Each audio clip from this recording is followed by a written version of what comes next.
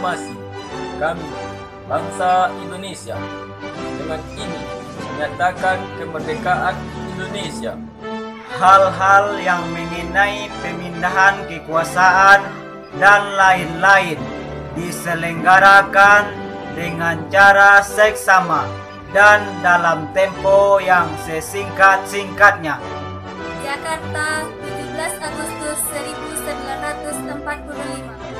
Atas nama bangsa Indonesia, Soekarno-Hatta. Kami dari keluarga Malambah Kocak Mengucapkan Dirgahayu Republik Indonesia yang ke-75.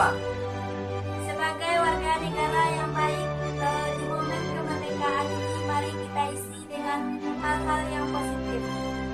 untuk para kaum muda Indonesia, khususnya para pemuda Malampah, Tigonagari, dan Kabupaten Pasaman dan Sumbar pada umumnya, diharapkan untuk dapat mengisi kemerdekaan ini dengan melakukan hal-hal yang berguna tentunya.